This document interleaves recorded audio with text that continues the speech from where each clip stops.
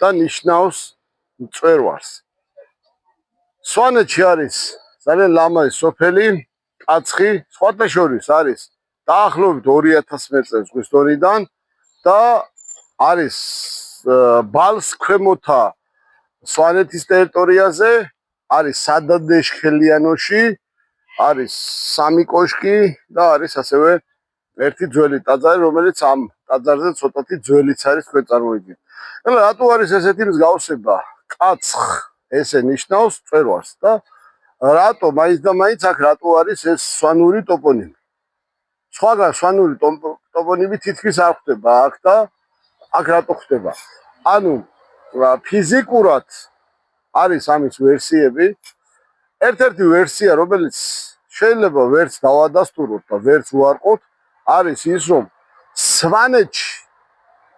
სვანეთის ტერიტორიაზე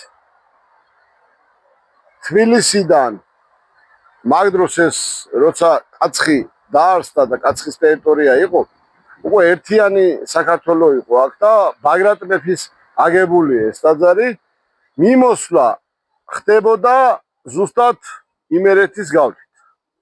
ანუ იმერეთიდან გადადიოდნენ რაჭაში, რაჭიდან გადადიოდნენ შემდეგ ზემო რაჭიდან ქვემო სვანეთში და ქვემო სვანეთიდან ჯერ ადიოდნენ უშხურში და მერე ჩადიოდნენ ქვემოთ ესტიაში. ეს ჩვეულებრივი გზა იყო, ანუ სხვა გზა არ არსებობდა. გამორიცხულია, რომ ენგურის ხეობაში, სადაც ახლა მანქანით მიემგზავრები, იქ საერთოდ გზა არ იყო. ეს გზა მერე მოგვიანებით გაჭრეს და რაღაცა მსგავსება ტოპონიმების გაურება ხდება. ეხლა თუ ამდენი სოფელი გვაქვს, ჩვენ ახალ სოფელი შეიძლება 2 კაცხიც იყოს, ხო? და კიდე გვაქვს, ახლა მაგალითად გვაქვს ჩვენ ესეთი აწყური ახალციხეშიც და აწყური ხოდაშენშიც. ანუ იყალთოსთან ახლოს არის ერთ სოფელი, რომელსაც აწყური ქვია და აწყური ასევე უდიდესი სოფელი არის, რაც გვაქვს ჩვენ სამხრეთ ჯავახეთში.